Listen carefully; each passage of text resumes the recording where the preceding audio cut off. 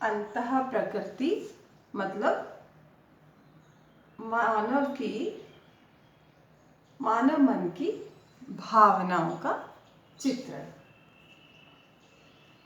यहाँ पर बिरही यक्ष की मनोव्यथा का बड़ा सुंदर ही चित्रण महाकवि कालिदास ने किया है। मेघदूत में रस जो है वो वियोग श्रृंगार रस है। श्रृंगार रस जो है इसके दो प्रकार हैं, एक संयोग श्रृंगार और एक वियोग श्रृंगार।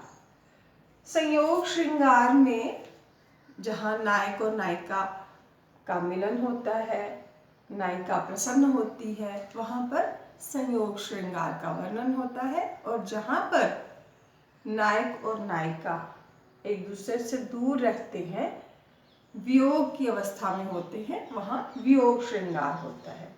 तो आप जानते हैं कि यक्ष जो है वो अपनी यक्षिणी से, अपनी प्रेयसी से दूर रामगिरी आश्रम में रहने के लिए आया है और वो वियोग की दशा में है, इसलिए मेघदूत में वियोग श्रृंगार रस है।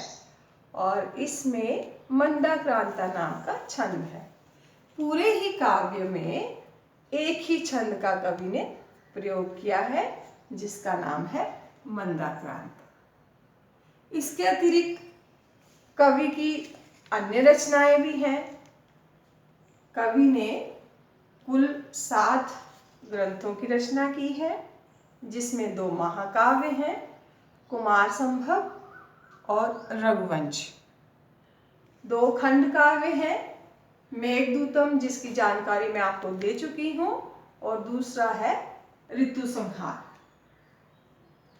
और 3 नाटक लिखे हैं, अभिज्ञान शाकुंतलम, मालविका अग्निमित्रम और विक्रमो उर्वशीयम।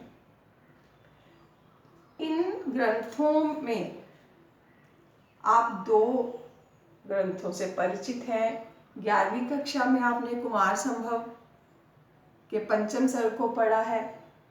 वहाँ पर भी आपने कालिदास के कला को, कालिदास के प्रकृति चित्रण को, पार्वती की सुंदरता को लिपिबद्ध होते देखा है। और साथ ही अभिज्ञान शाकुंतल के चतुर्थ अंक शकुंतलायाः पतिगृह गमनम, जो कि रंगीनी में संकलित है, आपने पढ़ी है। वहाँ पर भी आपने देखा है कि कालिदास ने किस प्रकार अपनी बेटी की विदाई के समय महर्षि कर्ण के मन की व्यथा को चित्रित किया है। आज हम इतना ही पढ़ेंगे। धन्यवाद।